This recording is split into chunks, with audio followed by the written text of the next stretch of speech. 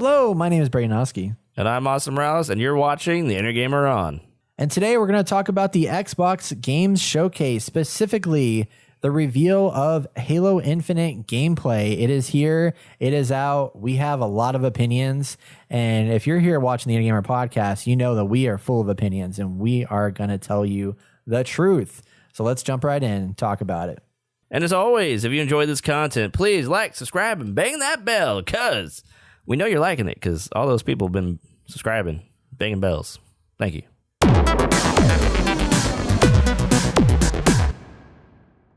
But let's jump into Halo Infinite. Let's talk about that at the little bit. And now, Austin, I feel like I want to hear your opinion because you are a Halo fanboy from the early days of Halo. Oh, yeah. This is your love. The thing that kind of helped us start the podcast was our discussion on the best shooter. And clearly you had a strong argument for Halo. So how did you feel about Halo Infinite after watching this trailer? Well, I know when I first saw that original trailer for, I guess, the teaser cinematic, it was like, oh, this is cool. Like, we have really no idea what's going on. There's a human. There's a lot of cinematic aspects to what we saw. And then we come to this, and it's coming in, or you're like landing on another Halo. And it's like, I mean, I know that's what the game is, and that's all fine and dandy, but I thought it was a little cheesy. It's like, oh, another Halo. Oh, okay. I don't know why. I was like, can we go to like a world now or something? Like, do we have to be on Halo? And, you know, so the issues that we have at Master Chief Collection is that it still felt dated. We played Reach, and it's like, well, some of the things on here are just not what they should be, right? Or how they should feel in, 2018, 2019, 2020, whatever. I forgot when it came out. I think it came out last year. No, it was 2 years ago. Okay. For Halo 5? No, Halo Master Chief Collection. Oh, shit, yeah, sorry. You're right. Yeah.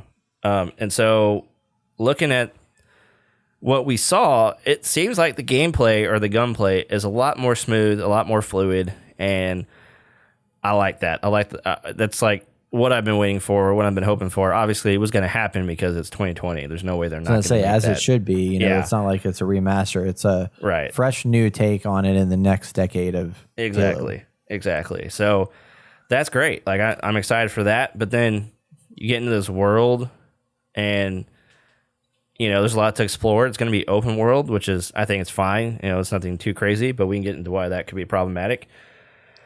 And watching him go around, Master Chief go around and kill some people and stuff, it's like, well, this is just like Combat Evolved, but is that what we need right now in 2020? I know that some people say it's supposed to be, or just mentioning that, hey, this is like kind of throwback. They're going back to the heydays of, Combat Evolved, and that's fine, but I felt like it's too much like it, honestly, from what we've seen. You have a new grapple, which is actually kind of interesting. I don't know how that's going to fit into the lore and stuff, or how he attaches that to himself. And then some of the enemies coming down, I think, were kind of cool in the drop pods, but there were the brutes, and I was like, brutes for me have always been kind of like, they're there, they're cool, they can be bad if they have the big giant hammers and stuff. Yeah. And I actually recently went back to when Bungie was making, someone's doing comparison between Bungie and 343. And the stuff that Bungie said, like, they said that, for the brutes, they wanted their limbs to be very visible. So they made them move in interesting ways that kind of go with their name. They do these wide swings because they're putting all of their muscles into it, right? And so from afar, it's a brute because of how they move and like the way that their silhouette just captures you in the distance. And little things like that, and like how they took care of certain things. And that's why it was very linear gameplay, because this happened, then all of this in the background would happen too, because that's just how it affects the game. And I think that's been a big issue for 343, is that's not how it is. Now, are they still making this game? Because now I forgot. Or they get someone 343 else? is, yeah, okay. This is 343, yeah. And so they just like don't understand. I mean, Bungie was just phenomenal in the way that they thought about making games. And I think it's lost here. Like, this guy that is with Master Chief, which I assume is kind of going to be like, Batman, a sidekick type thing. Like, that is obviously the voice of Octane. I'm already taking out of the immersiveness of this game. Like, I just hear Octane and he's a whiny little baby. All that stuff he was doing, like, what kind of soldier is this?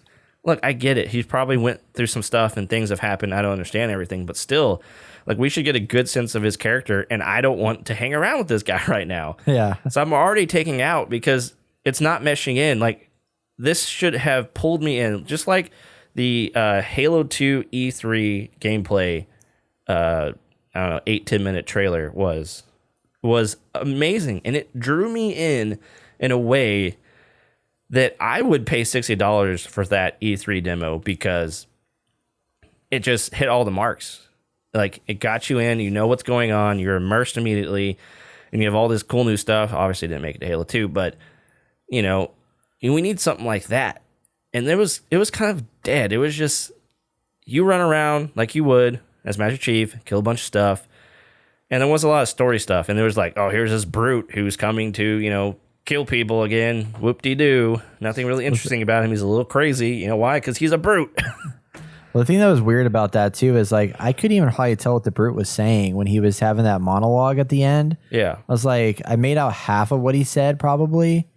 I was like, okay, this doesn't really work well for me. But I mean, like, it was odd to see the because there was one part of it. It was very like a very realistic looking sci-fi world, but then when you have like the little, what do you call the little guys that run around? Grunts. The grunts, yeah. Like when they run around, like they're silly and kind of they make funky noises and stuff like that. And there's like a little bit of like humor tinge to it, which I've liked that about Halo, but I couldn't quite tell what they were like. They didn't really lean into that, but it was just kind of, it was there, but it wasn't fully there. But everything else in the world was kind of more serious and grounded, but then there was some of those like, I guess, humorous bits kind of, but I feel like there's an identity crisis with what they're trying to achieve here. And like you said, with this looks like Combat Evolved, but too much like Combat Evolved.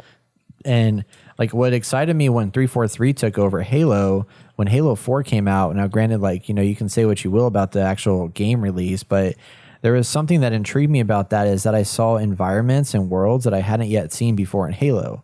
There's a lot more, like heavily jungled like terrain and areas and stuff to explore, which is kind of cool. But this just looks like you drop me into the Halo planet or ring or whatever the hell it is, and like that's where you are. And the grappling hook is cool, but it's like been there, done that. I mean, that's been in a billion games, and it's a nice feature, but it's not anything new. And the guns are the same, which is fine. I mean, the guns are good, but it's like, this is Halo Combat Evolved with like a few extra little bits of coat of paint.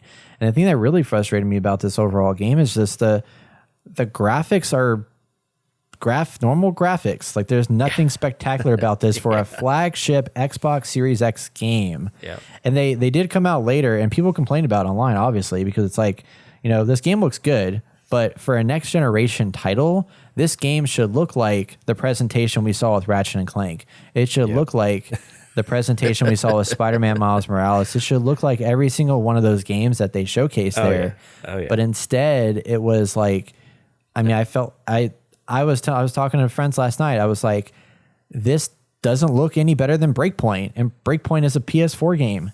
I mean, I think Breakpoint looks just as good or better than this game does, and I was just shocked that this was their visual presentation. They said that this was running on a PC. They said that this was an older build that was running on a PC that's as powerful as the Xbox Series X. I'm like, first off, why would you say this was an older build if you're showing this as first gameplay of this game? Yeah, that's not good at all. That's just like saving face, basically, trying to. But it's like, so along, what does this game look like? So how far along is this game then? If this is an older build, why not show the new build? What's going on with that? Yeah, do what Anthem does and show like a badass looking game and then bring it out and it looks like 5 times less quality. So based on that, representation, this game is not going to look that great. But the other thing too that was interesting about when they did the map opening and then showed the open world, I don't know how open world is going to be. And that's what's interesting is like, will it be full open world, or is it going to be like kind of a a pseudo open world, kind of like The Last of Us kind of open world. So it looked like it was still kind of a contained environment. So I don't know what direction that's going to go. And what is multiplayer going to look like? Like, we don't know what multiplayer is. Will that bring any new things to the table? I feel like it probably won't. So I feel like that was a rough first launch because there wasn't anything to jump out at me. It's like, fuck yes, Halo's back. This is it. Yeah. It was just like, No, cool. that. This is Halo Combat Evolved remastered. Yeah, I feel like they're trying to really win on nostalgia right now, and it's not working. It's like, you could have done so much. See, the main thing is like, there's a story here, but they haven't really set up any story. It's just like, gameplay. Yeah, we crash landed. Okay, stay here. Bah. Kill a bunch of people, and then there's just like, you're gonna get on my way. Let me go fight shit. Yeah. I mean, there's just nothing astonishing about it. There's some like, okay, there's that, and there's this and that. Again, you look back at the Halo 2 thing, which I think is the pinnacle of like how you should. It was a great gameplay demo. Obviously, it was not actually what the game was going to be like, but still, have something like that drives a narrative, and it's in itself something that gets people hyped. Just showing gameplay is not going to get people hyped. Like, regardless of what people think or say about story and it being like, well, I don't know what they say about it, but I feel like they just kind of, some people kind of throw it to the wayside, whatever. But Halo has always been a story-based game in this interesting sandbox world, that goes alongside with it. But like that, I feel like that's what they're missing, really. Yeah. And it's kind of sad because at this point, I'm not excited about this game at all, and I really wanted to be. Yeah, that's where I stand as well. So it's a bummer, but we'll see if they can change anything. But at least on Game Pass, so if nothing else, like, we can jump in and try it, see what we think, and if it sucks, it sucks, and we can move on and didn't lose $60 or $70, whatever they charge for it. This is true. Yeah.